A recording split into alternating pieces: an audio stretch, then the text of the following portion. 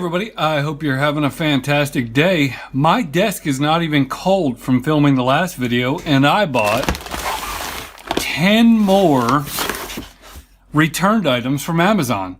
So let's take a look. I want to start off by saying that I don't expect a perfect batting average like I've had in the last two videos with everything working. I bought some more obscure items that I think are worth $20 worth of fun.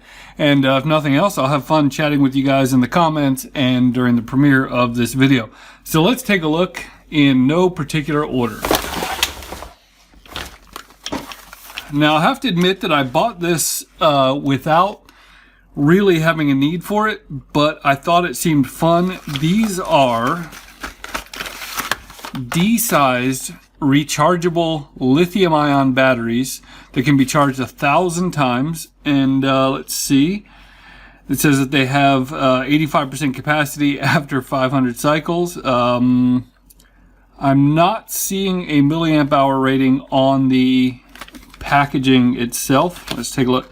7.5 watt hours they are listed at. And what I thought made them neat is that I believe, yes, whoa, that's sweet. Okay, so when you hold this thing and you twist, this little thing pops up and you get a micro USB connection. Same on here. So I just thought that was a really cool form factor. They say, yes, let's see, any other information. Do not burn them. They're designed for friendly environmental protection, and they are from Fu Valley. So these look like they'll be some fun to play with. I'll do a capacity check on them and report back to you. Taking a quick look at Amazon, these things actually have really good reviews. I read the 7.5 watt hours. They're 5,000 milliamp hours. Very good review on Amazon, and $25 for the pair. So very cool. I will charge them up and see how they perform. Let's stick with batteries. This is a solar charger, FDO, any Android cell phone new. And we'll pull this out. Nothing in the bag. No cable. I'm 0 for 2 on the cables. This is a solar battery charger with a couple of LEDs, or torches as they would call them overseas. And there's a little flip down connector here. 2 USBs, regular USBs. I'm guessing it's not quick charge compatible. These buttons don't seem to be doing anything. Oh, a little compass back here. So this thing is rated at 20,000 milliamp hours with a charging input of 1.6 amps max, output 2.1 amps. So this is not quick charge compatible. The solar panel puts out 5 volts at 200 milliamps, so it will take a while, 8 times longer to charge it over solar if you have perfect conditions than it would if you had plugged it into the wall. But being someone that travels to Africa and things like that, it's not the worst idea to have one of these things. Now I'm assuming this thing's completely dead, and I also don't, these look like buttons, but I don't really feel any kind of action going on here to know if these do anything. Well, the first thing I noticed is that I am getting a charging indicator light, so it was completely dead. Let's see, can I turn on any lights at this point? Next up, these things were attached to each other, so it was $2 for the pair. And let's open this up. Now, this may look a little familiar to you, at least these initials, because a few mailbags ago, I bought a TDS meter, a total dissolved solids meter, and a few other water quality meters. Is that broken off? Can't really tell if that pin is broken off or not in there. So this lists total dissolved solids in ppm. And it actually lists the temperature, which is kind of cool. So modes, oh yeah, I don't know if you can see up there. It's got some different modes, ppm or micro something per centimeter. It's got a hold button. Yeah, interesting. So we'll grab some water and test that out. The other one is a pH meter, measure the acidity of water. Now they had, hopefully I made a good decision. Yeah, they had another one there that was already that I knew was working, but this one is was just in the package, so I didn't get a chance to look at this. But we've got a pH meter. So let me grab some water and we'll test those things out. I feel like for $1 a piece, it's worth it to have these things to goof around with. So this one looks like the battery might be a little low, but we're going to put it in here and we are getting 668. Let's go over to the ppm. 334 parts per million with 80-degree water. You can tell that the ground is pretty warm between my house and my office. That's about what I was getting with that Arduino sensor, if I remember correctly. And then in terms of pH, we'll turn it on. And a pH of 8.3. That seems about right. I don't know. I used to try to keep my pool around 7, if I believe. So I have really no way of testing how accurate these are without some other sensors with me, but for $1 a piece, they seem like pretty fun things to have on hand. Gotta admit, this one piqued my interest. This is a Yanzio Bluetooth 1D wearable ring barcode scanner, 2.4 gigahertz and Bluetooth. And let's take a look.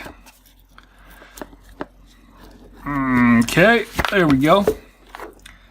So it looks like there's something missing from the box. Hopefully that's just a charger. Let's see here. We've got the device itself is a barcode scanner with a USB, micro USB charger and what looks like a little power switch.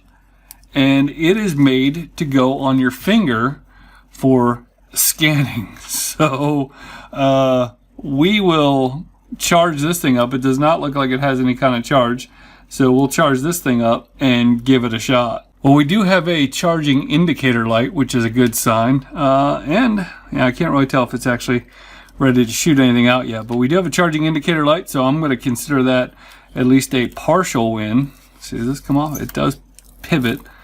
Oh, hey, we got scanning. That is awesome. So let's pair this thing to Bluetooth and see if we can actually get it to do something. That was easy enough. I just hit pair and it paired itself. And so yeah, apparently what you do is you're going to use your other finger to hit this button here on the side. And we're going to try scanning this barcode. And it will Google that. That is awesome. Let's grab something else. So I can see this thing being pretty handy. You can take it and scan any barcode. Let's try that. Where I got to get my ergonomics down, and you can see that when you scan that, you can see that it is a Weber iGrill mini app connected thermometer, which is exactly what it is. So very cool, man. $2. I love it. Next up, we've got something that I don't know if I can actually test right now, but this is a cycling cadence sensor. And so especially when I do long distance cycling, something 70 miles or more, I try to make sure that I stay at a fixed cadence. So in other words, rather than trying to grind up the hill, I try to keep my pedaling at around 100 RPMs when I'm riding. And so something like this is made. Hopefully all the pieces are here. Something like this. I'm guessing it's missing a magnet. Let's see. Not, I'm sure I can find a magnet. It is made, no, it looks like all the parts are here. It is made to attach to the crank arm, the part that you pedal on your bike, and to tell you how many revolutions per minute you're going. Now, it looks like somebody's gotten into this before, so I have no idea if this works, but what you can do is it uses a protocol called ANT+. And so the idea is that you can add all these different accessories to your bike GPS. And so I don't really have any ANT+ accessories, but for $2 I figured I would give this a shot, and it would tell me how fast I'm pedaling. So I'm putting this recumbent bike back together, and I thought it'd be good to use that cadence sensor on it. And so I've got it up here. It's held up in the back by a normal bike rack, and then I sort of rigged this thing up on one of those jaw stands. It's got like a little mount to hold the thing by. It's a little fork type thing up there.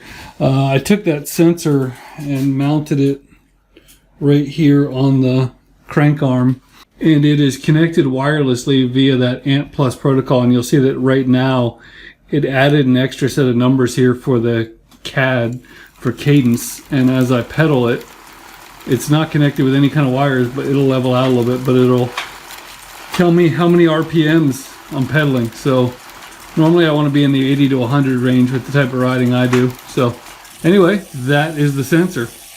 Okay, so far every one of these things has been fun. At least I've had fun with it, so hope you're enjoying it.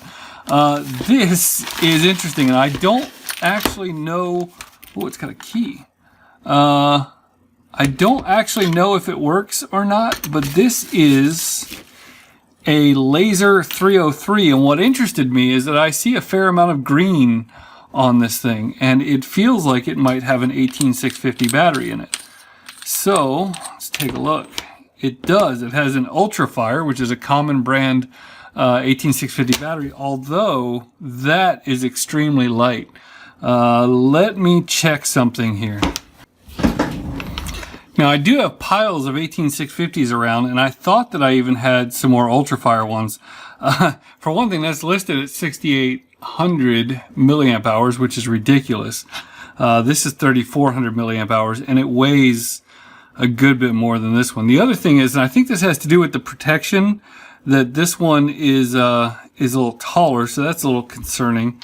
And this one is the same size without the button on the top, and this is 3,000 milliamp hour and weighs a ton more. So let's see. Don't really know what to expect when I put this in here. Let's start with, now that I see there's a key here, let's try putting this in and seeing what happens.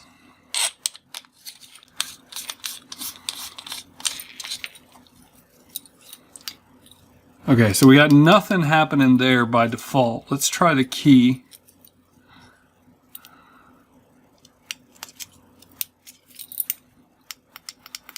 Okay, still nothing going on. So we might have our first genuinely defective item. If nothing else, hopefully I got an 18650 charger out of it.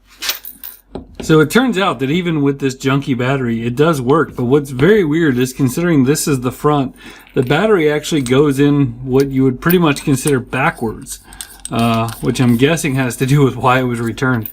So yeah, nothing going there. We turn the key on. So there we go. It has the snow dot pattern. It is ridiculously bright. I'm definitely going to store it in the locked mode. And if you take this little lens off the top, you get the straight up. Oh gosh, that is so bright. Like, you have to be so careful with this thing. Even just looking at it with the camera between me, the reflection off this anti-glare matte is just ridiculous. So yeah, it works. Nothing wrong with it at all. Next up, we've got a couple of travel items, if I remember correctly. They are not one, but two Fossmann digital luggage scales. And with the way the airlines are these days, it's really obnoxious, the baggage fees and how strict they can be. And I do have an analog luggage scale, and it's really funny because it's one of those things where, like, I lift the luggage and my wife like squats down and tries to read the little analog gauge. But this is obviously a little bit higher tech, and I got not one but two of them. And this weird A to A USB cable. Let's open this thing for a second. So it uses a coin cell battery, which I wouldn't be surprised if it was returned, because this thing has plastic on it. I don't know if you can see that, but there's plastic preventing this thing from working. So let's pull that out and put this in.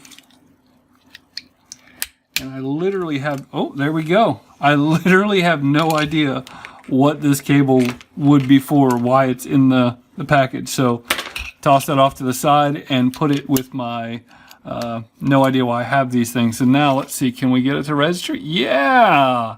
Okay, so I mean, I hit over 80 kilograms. Hold on. Okay, so I hit over 10 kilograms with it. Now can I put it in American units? Oh, there we go. Okay, so what you need to do to change from pounds to kilograms, let's see if I can get that in focus. Okay, so I'm going to turn the unit off, and then before the scale gets to 0, you press the power button and you can cycle from grams to ounces. It's a little tricky, but you can get it. So grams, ounces, kilograms, and pounds. So I'm going to put this in pounds and pull down, and very nice. Like, I'm happy with this. I'll test these side by side to make sure that they give me accurate rates. I don't think that you can tell how cool that screen is. It's a very cool green display. And then if you can tear it, and I also saw a way to hold. So very, very cool. And I like that the display's on the top. The other one I have the displays on the side. So buck a piece. The last three items are spy type items, and I think that's pretty interesting. So let's see, let's grab this one. This is the least spy-ish of the bunch. This is a teeny tiny camera, and it is about the size of one of the, I don't know, about the size of a little bit bigger than a typical dice. And it's got a micro SD card slot and a proprietary tiny USB slot. And it does, it says HD 1080p mini DV. It's got power button, looks like a manual focus button. And yeah, and it's got infrared for night vision.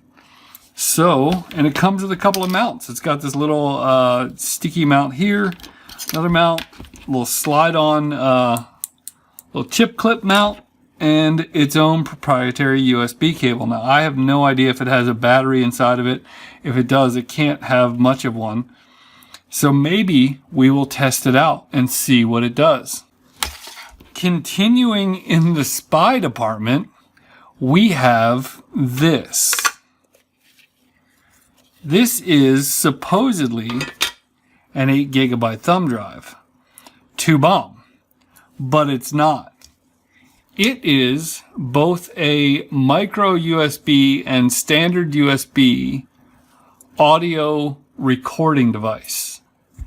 And let's see here, it's got an off-on button, it's got a microphone or reset button, and I'm guessing that there's some kind of flash storage in there, and I have no idea if it's truly 8 gigabytes or not. So we will test this out and do a little bit of audio recording, not in my primary PC, but we are going to do it on a PC. Last but not least, I hope it doesn't prove to be a total disappointment, but I have this Rove Top camera, and it is a hidden spy cam in a USB charger. Now that is scary, and obviously I'm not going to put this anywhere in my house, but this is a spy cam, and I certainly wouldn't do it now that I've got my DNA all over it and that I put it on YouTube. So it's got another one of those weird A to A cables, and this thing I'm guessing is a micro USB card reader, or maybe that's just it's a micro USB card 2.0 reader, and some basic instructions. So we have a note, remove protective film before use. Note the protective film is very thin. So we will play around with this and see how it works. So as I noted in the video, I never got a chance to really play around with these spy gadgets. I stuck an SD card in them and they didn't seem to react like they're working, but I'm guessing there's some issues with SD card formatting and things like that. I'll have to do a little bit more research and play with them, and I'll let you know if I come up with anything. But hey, thanks for watching. I had a good time with this. Hope you're having a great day.